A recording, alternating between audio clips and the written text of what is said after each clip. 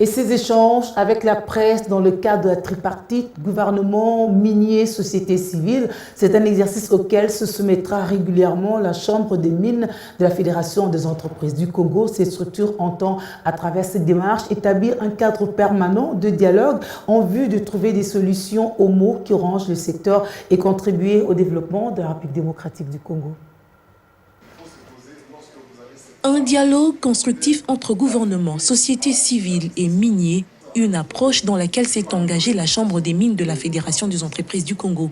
C'est dans ce contexte qu'elle a organisé une conférence de presse, exercice qui va se pérenniser en vue de maintenir ce cadre de collaboration.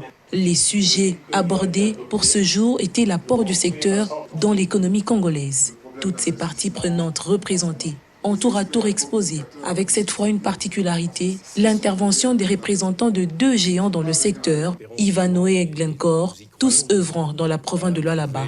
Les deux entreprises ont clairement démontré leur apport, surtout en ce qui concerne leur responsabilité sociétale, ainsi que leur contribution en termes de redevance. Rien que pour le premier trimestre de 2021, le secteur des mines a versé à l'État congolais plus de 600 milliards de dollars américains. Des chiffres qui constituent une grande ressource pour l'État. Il faudrait pour ce faire profiter la population des retombées de toutes ces productions en cultivant un esprit de transparence entre toutes les parties. C'est ça qui justifie cette démarche initiée par la Chambre des mines de la FEC. Le secteur minier fait beaucoup pour notre pays. Nous ne pouvons pas continuer à jouer les éternels incompris.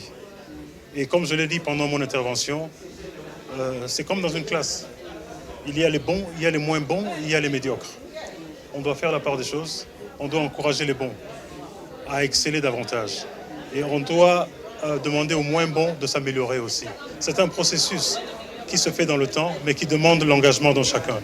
Nous créons des valeurs, des richesses, nous les partageons avec toutes les parties prenantes pour que tout le monde avance. Nous le faisons déjà, mais ce n'est pas assez, c'est une goutte d'eau dans l'océan. Quand je crée 2000 emplois et que j'ai devant moi 20 000 demandeurs, vous ne verrez pas mes efforts.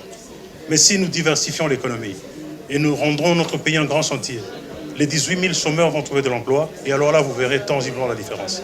Confrontés parfois à plusieurs difficultés, entre autres celles liées à l'applicabilité du code minier, la multiplicité des taxes ainsi que les plateformes de perception, la Chambre des mines espère qu'un terrain d'entente sera trouvé afin que ce secteur rayonne et réponde convenablement aux attentes des uns et des autres.